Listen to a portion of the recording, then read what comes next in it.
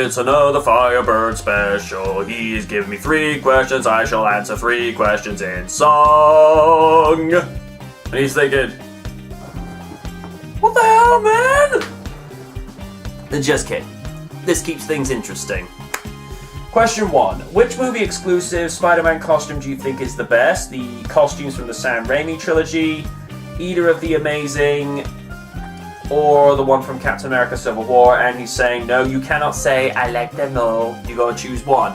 Well, I will say I like them all, but the one I favor the most is Amazing 2. Simply because the tone of the colors, perfect, and the design and the style of the costume, I felt the best since Spider-Man 2. I like to make this costume in Amazing 1 because it had a much more homemade look to it. But I prefer Amazing 2 as the one that trumps them all, in my opinion. Because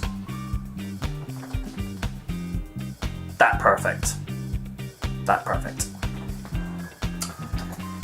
Question 2. As of this day, how are your hopes for Sony's Sonic movie changed after hearing that the trailers for the Ghostbusters reboot being critically panned?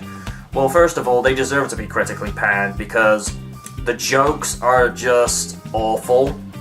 There's no chemistry with the actresses. Not decent chemistry that I could see. I mean, let me put it to you this way. Had they gotten, let's just say for the sake of discussion, they got Drew Barrymore, Lucy Liu, Cameron Diaz, and Emma Stone to be the 4 Ghostbusters, then that might have some hope and actually have decent material as well.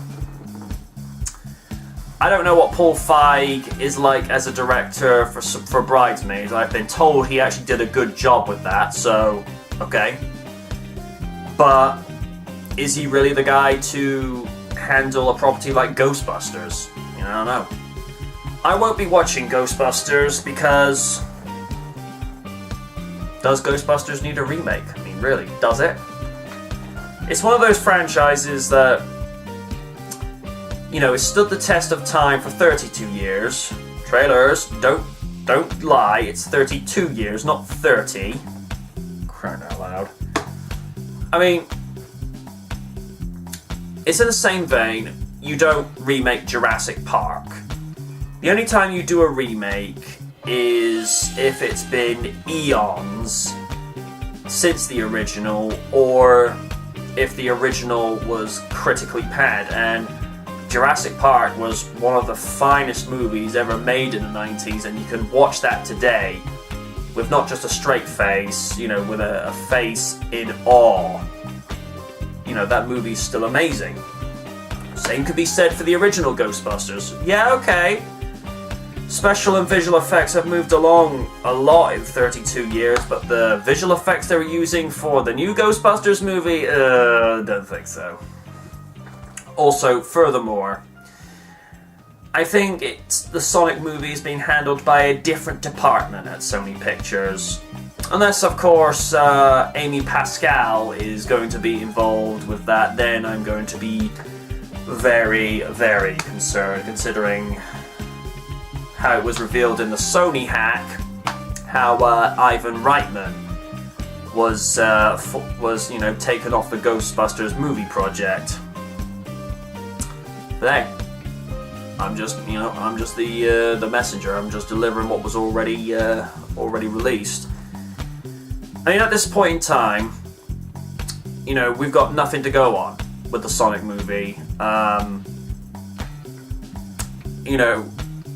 As long as they give a story that's either a retelling of what happened in the games, or something that's modern and fresh, but it's complementing where Sonic has come from, then fine. But if we get a thing where he goes on a reality show, a reality show, music, contestant series where the winner gets to be Madonna's duet partner, and we get Sonic on Madonna's World Tour 4000, and you get him singing alongside her with things like Ray of Light or True Blue, which would be poetic. And here's the irony: in the one of the original stories for Sonic, when he was just starting in Japan, he actually had a human girlfriend called Madonna who happened to be a singer, and oh good lord, people are like, no, do not ship this! Do not ship this! There's your nightmare fuel for this week, folks. This just got interesting. But yeah, long story short, not concerned at this stage. Question 3. Do you prefer the original Dragon Ball Z English voice cast, or do you think the abridged cast is superior? That's kind of harsh. See, they're brilliant for different reasons, but they're brilliant equally. I mean, abridged is just taking all the unnecessary baggage and filler out of what they had done with so much padding with DBZ, but that's not their fault because they were waiting for Akira Toriyama to actually get more and more graphic novels published. So they had to come up with bits and pieces to have filler in the end. But then we have the 20th anniversary in Dragon Ball Z Kai with all the filler taken out. So when you have, say, the Saiyan Saga for one season before Kai, the Saiyan Saga probably goes on for about, I don't know, 30, 40 episodes, let's say, for the sake of discussion. The Saiyan Saga, well, at least the journey of Goku fighting Raditz, going to King Kai's planet, getting the training, getting back to Earth, and then beginning the fight with Frieza. 13 episodes. Tells you a lot. I'd say if you wanted something that's satirical, not trying to take itself too seriously, then I'd say Abridged is your best bet. But if you're going for something that's traditional, that's, you know, what you love from your anime series, then I'd say the original English dub. Excuse me. But yeah, hope that answers your question. Those have been your 3 questions for this week. You know how this shtick works by now. Leave a question in the comment section below if you're on YouTube, dynamicnight.com, or Facebook, or send a question to the Twitter link in the outro. But until then, ask again.